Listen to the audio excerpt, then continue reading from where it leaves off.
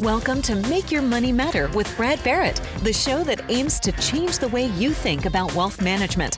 Brad is a certified financial advisor, established radio host, and author of Retire Right. He is a managing director and partner at One Capital Management, an SEC-registered investment advisory firm managing over $4 billion for clients across the nation. Brad and his team are dedicated to helping clients protect and preserve their assets so they can reach their investment and retirement goals.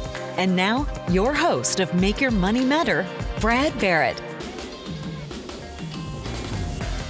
What's up, everyone? Thank you for joining us on the Make Your Money Matter show. Today on the Make Your Money Matter show, we're going to be talking about how much income you should receive or expect to receive from your investments. You know, as our clients approach retirement age, this question comes up more frequently, but some of you watching and listening right now may actually already be thinking about it. We'll discuss accumulation, distribution, withdrawal rates, and more. But before we do that, smash that subscribe button and hit the notification bell so you don't miss a single episode. All right, let's get into it. You know, I'm thinking about this subject before we get started today.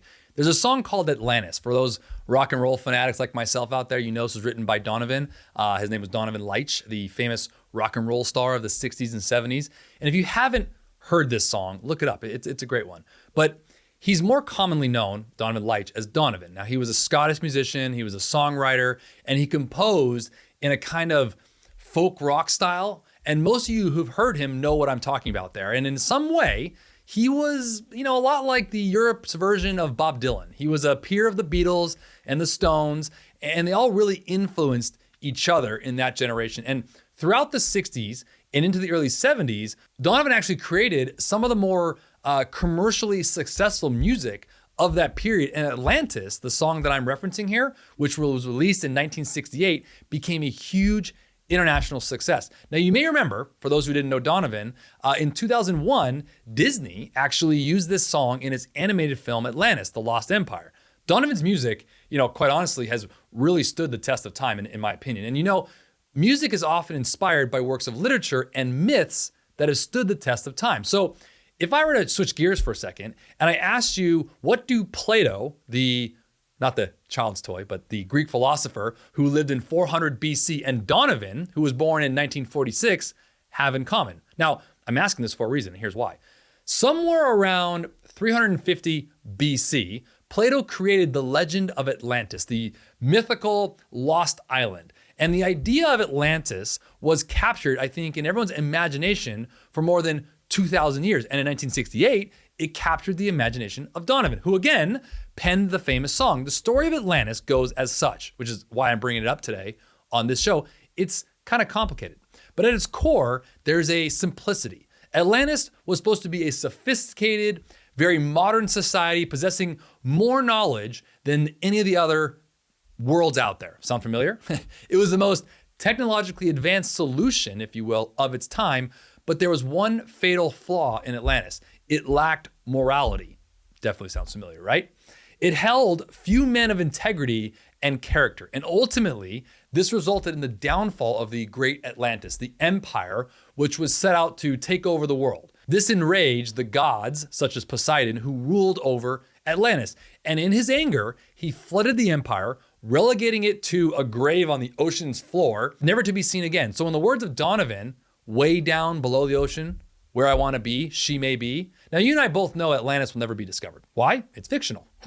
It will only be found in the imaginations of men like Donovan. So because the island never existed, being this fictitious place created by Plato, it was serving as a metaphor, resembling actual real places in situations that we've all experienced as human beings.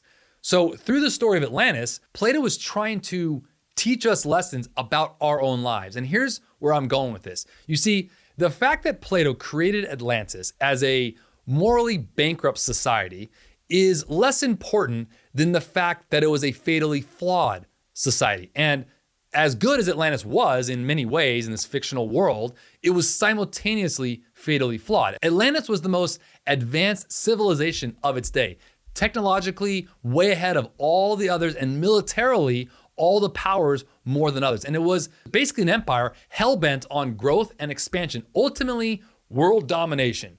But that myopic view proved to be its downfall. You see, Atlantis had no vision of self-preservation or sustainability. Its only concern was with what? Growth, growth, growth. And from the collision of those two opposing objectives, growth versus sustainability, Plato wanted to teach us lessons and in other areas of our lives, essentially. And in today's world, one of those areas can certainly be for preparing for retirement, back to our original topic of today's episode. And around the question in particular is, how much can I receive from my investments? And the bridge I'm trying to make there is that we may have fear going into retirement, being in this accumulation phase, this growth phase, and we need to take the other side of the coin on this one. We need to understand that ultimately, at some point, we're gonna go from attributing and contributing to asset buildup to ultimately distributing. And it has a lot to do with the difference between growing your assets and sustaining your assets. Back to our Atlantis metaphor, growing versus sustaining. In other words, accumulating those assets or being in the accumulation phase, as I mentioned, of your life, those working and saving years versus the distribution phase of your life, ultimately is your retirement years. And you've probably heard me talk about the journey to and through retirement, either on my radio show, the podcast, or this show. And I like sharing stories that are analogous to retirement planning and investment planning because it helps us understand that investment planning and retirement planning aren't just singular topics.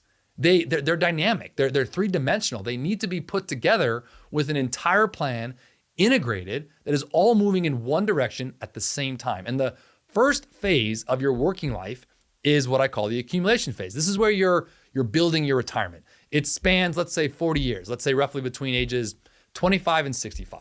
And these are the decades where you're diligently saving money, either through company-sponsored retirement plans or personally putting money aside yourself, and you're taking on investment risk. You're understanding that the market has risks, and hopefully you're working with a good advisor. And if you're not, this is where someone like One Capital or here through the show, Make Your Money Matter, can come in, because you want to be able to set that time with someone to be able to help you build your retirement.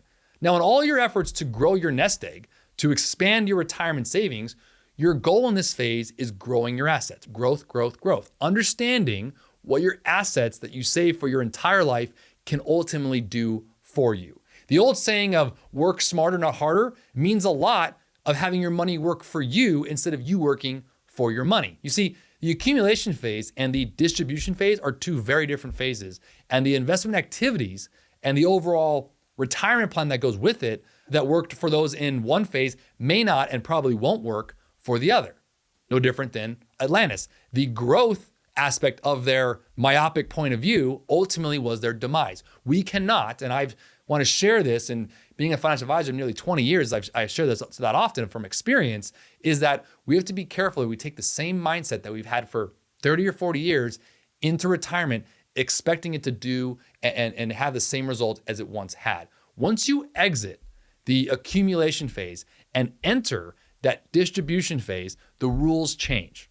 Not a little bit, actually a lot. I mentioned on an early episode around the Sherpa, around, if you go back and watch or listen to that episode, if you haven't, and what's so analogous around retirement planning and hiking up a mountain is it's a lot of work, hard work. But believe it or not, the hike up the mountain, in my analogy, is actually and proves to be the easier route than actually descending or going down the mountain. So in your retirement journey, or your investment planning journey, understanding that getting down the mountain effectively and efficiently is paramount to making sure that all that work you did for 30 or 40 years to save those monies, that it actually ends up working for you in retirement. And Americans across the board, we're living longer, and that's great.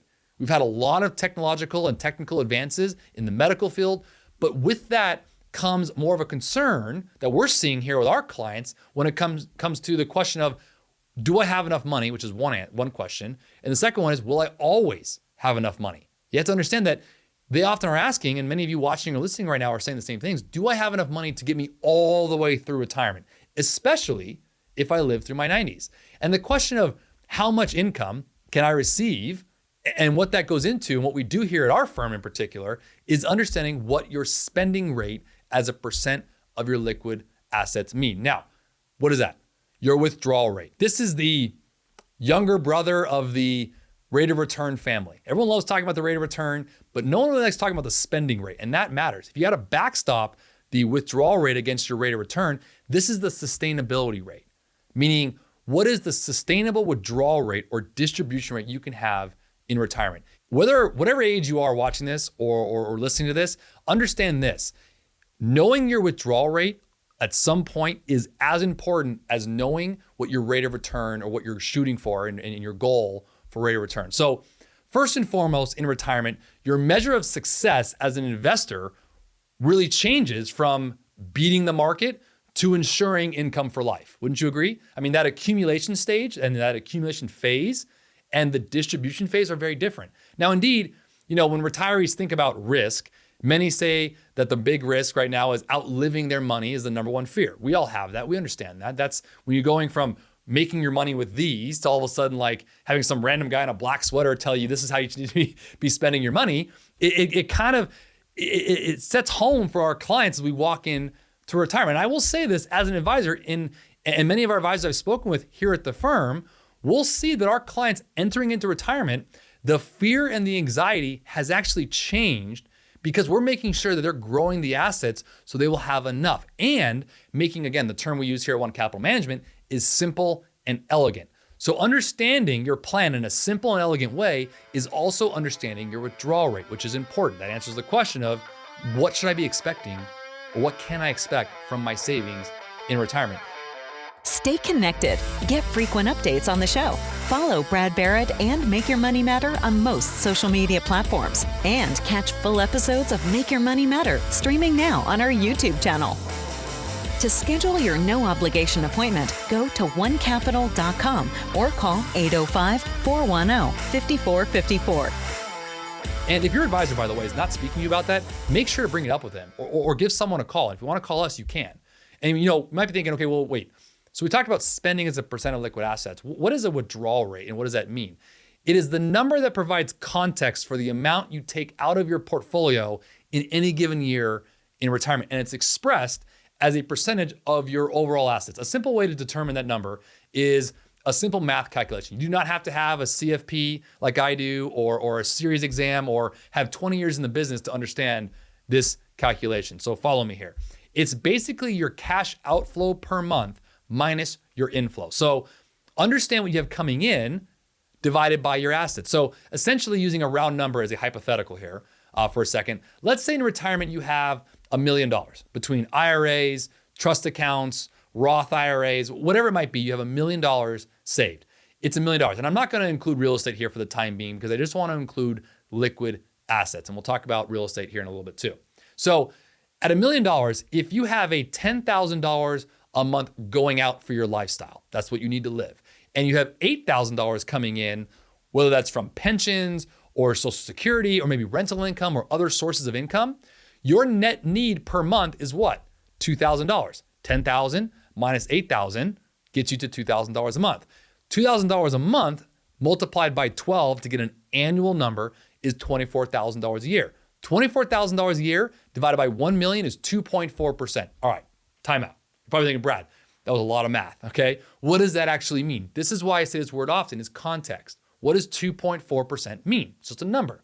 Well, that's essentially your withdrawal rate.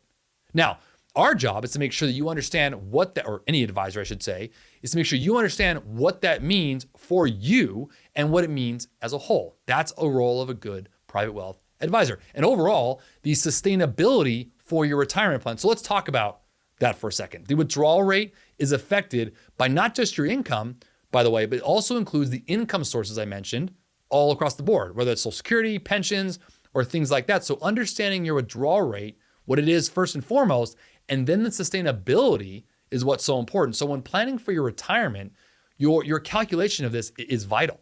Simply put, and I'm going to be very clear about this, you want to choose an amount you can withdraw annually from your portfolio and still be reasonably certain you will not run out of money during your retirement. A sustainable withdrawal rate, it typically points to the initial rate you start out with retirement. Now, many studies have gone through this, and you can Google this and you can look at some research behind this. We'll talk a little bit about this. And many studies have done over time, going back to the original study done in 1994 by a guy named William Bengen. He found out that a 4% initial withdrawal rate was 100% successful over 30-year rolling periods dating all the way back to 1926. So essentially, If you think about that for a second, a retiree could have withdrawn $40,000 from $1 million portfolio and increased that $40,000 every year by inflation and theoretically never run out of money over any 30-year period. But to be fair, your individual sustainable withdrawal rate will differ from someone else's, and it'll differ in really three ways. Number one, the retirement planning horizon. That's big. Your years in retirement. I always say this to our clients, we can dial in your retirement plan, to have the last $20 for an in and out double. If I was playing God here, I could have it dialed in perfectly, but we aren't God and we can't play that, right? So we have to have that conversation, and we have to understand that we have to leave some room to adjust for a lot of things, right? Things like inflation in the investing world, other things like long-term care and those kind of items in your later years for planning. So it can be adjusted by the time horizon as well in retirement. Now, the other one that would be affected is your portfolio mix, how you're allocated, something we talk about here. And those of you who watch and listen to the show understand this. Again, that's where having an advisor to come in and sit with you to understand where your risks lie with regards to also the sustainability of those distributions in retirement, because it's different than your accumulation phase. Remember, in the retirement phase, you still want to be growth oriented, but we're looking at more of a preservation and an income oriented portfolio. So the portfolio mix, the stocks and bonds in particular, has a lot to do with how your withdrawal rate may differ from someone else's. And the third one I'll bring up would be the probability of success you are comfortable with. For example, 85% probability or 95% probability. And we've gone through that before on what's called a Monte Carlo scenario. And we have to go through that to understand what probability you're okay with as it pertains to your risk and your portfolio. Whether either you're planning for retirement or you're currently retired right now, you should consider those three variables to help determine your withdrawal rate. And it should be noted, as you're probably thinking right now, while it's important to start with a sustainable rate and work with your advisor, and you should be in a conversation about this, we also know your situation will change and the markets will not always perform as expected. I mean, if they did, you wouldn't need an advisor, right? You wouldn't need portfolio diversification. It just goes up and up and up. So having that active manager, having that diversified portfolio, the rebalancing of the portfolio to manage the risks inside the markets, the volatility that happens, is really important to having a simple and elegant coordinated plan that adapts for the changes that may or may not come, right? And the one thing we know is, the one thing for certain is there will be uncertain times, right? So even though the initial withdrawal rate studies attempted to take all of this into consideration, monitoring your withdrawal rate as you move through retirement is still really important. It's really, it's in order to maintain the level of success you're comfortable with. And I wanna mention one other study, and it's called the Trinity study. And this can assist in understanding the sustainable withdrawal rate and can be used as really a guideline. And I mean that as a true guideline. And in this Trinity study, it illustrates historical successes using 6 different time horizons, 5 asset mixes, and 10 withdrawal rates. So let me go through that for a second. The 6 different time horizons they use was basically years of 15 to 40 years in retirement. So whether you're saying 15 years in retirement or 40 years. So again, understanding, where you think you'll be retiring and how many years you have. And again, that's an assumption, but it starts there. You have to assume some things in planning. The next one is the 5 asset mixes, and it shows it from basically 100% bonds to 100% stocks. And then the third one is they use 10 different withdrawal rates, everything from a 3% to a 12% withdrawal rate. So they expanded the Bengen study to confirm the work. And I just mentioned showing that a 4% withdrawal rate over a 30-year retirement horizon with as an example, 50-50 mix, meaning allocation, meaning 50% equities and 50% fixed income of stocks and bonds was 100% successful. Now, you might be thinking, well, Brad, if you're telling me it's 100% successful, why wouldn't I go with that? Well, you understand these studies are also done on historical data. So we have to remember that we have to use those to our advantage, but also manage the risk going forward. And again, partnering with someone that you trust and understand and who is enrolled in the process of your portfolio management. And a lot of advisors out there, something that I really love about what we do here at One Capital Management is all of our advisors, we involve you in the process. And a lot of our clients go, hey, look, we trust you. We want you to do it, but we want you to know, and any good advisor wants you to know what you're doing and why you're doing what you're doing with your investments. Because those specific things in your portfolio, the more you know, the better. And why I wanted to bring this subject up today, regards to knowing your distribution rate, has a lot to do with your rate of return, and ultimately answers the question of what you should be expecting as income in retirement. And as I've shared many times before, a rate of return that everyone loves talking about, I'm making 10% over here, or I'm doing 8% over here. But when you get into retirement, remember, being mindful of the growth, that Atlantis mentality, the really understanding, when you get into retirement, the one goal you really should be looking for is, if you're talking about just the rate of return, it will always only be one half of the story. I want to repeat that. Your rate of return will always be one half of the story. The other half is how much you're going to be taking from those investments. So understanding your withdrawal rate, I would argue, is almost more paramount and important, and probably primary to even understanding how your assets should be managed or should be growing. So the more knowledge you have about this, the better. And to put a bow on this subject today, a couple of years ago, the Wall Street Journal, they carried an article, and it was titled "The Mental Mistakes We Make with Retirement Spending." You can look this up. And the article speaks to this very point, the need to make a shift, as I mentioned before, from accumulation activities to distribution activities. Remember, Atlantis, we don't want to fail because we only focus on growth. Essentially understanding your income needs, understanding your withdrawal rate, and making sure that it works in context as you go from the accumulation phase to the distribution phase. Remember, the old saying is old habits die hard. And in quoting from this article, and I quote, "Imagine spending a lifetime acquiring habits that offer the promise of a longer, happier, and more fulfilling life. Then imagine that having that fulfilling life, you suddenly must abandon all of those habits. It's not easy, but that's what happens when people go from working into retirement. Old habits die hard. We don't want to become the failed, beautiful city that Atlantis was, because we focus on growth.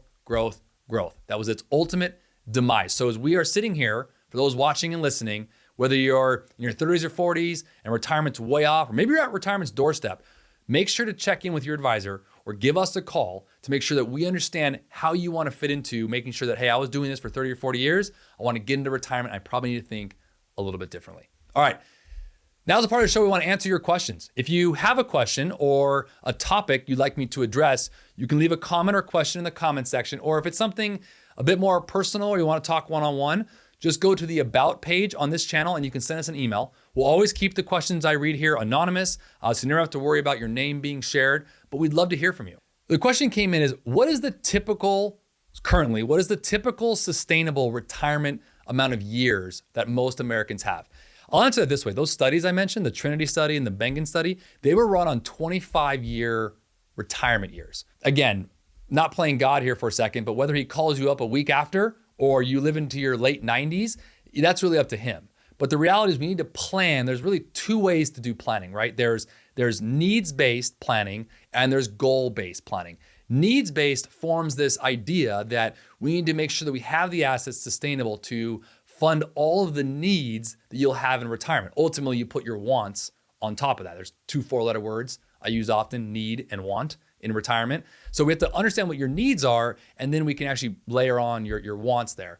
But most of these studies are run on 25 years. That also has to do with national retirement age being around 66 and 67. So, depending on your health, longevity in the family, you want to kind of look at it that way. But I would say anywhere between 20 and 25 years is a good number to use in terms of the normal amount of years in retirement. Now, again, if you have a question or comment you'd like me to read on the show here at Make Your Money Matter, you can leave it in the comments section or you can email us in the About page on our channel. And before we go today, if you found this show helpful and anything we talked about today helpful and want to learn more, you can visit us on our website at onecapital.com. You can also call or text us. We want to help. Listen, there's no pressure here. We don't treat people like a number. In fact, we value relationships. It's the lifeblood of what we do. So click, call, or text today. And by the way, if you're not following us on social media, you should be. We're sharing great information on all of our social media platforms. And as I often say when we end the show, if you enjoyed the show today, share it with someone you like. And if you don't like it, I guess share it with someone you don't like. But until next week, always remember to make your money matter. The information in this show is educational and general in nature and does not take into consideration a listener's personal circumstances. Therefore, it is not intended to be a substitute for specific individualized financial, legal, or tax advice. To determine which strategies or investments may be suitable for you, consult the appropriate qualified professional prior to making a final decision.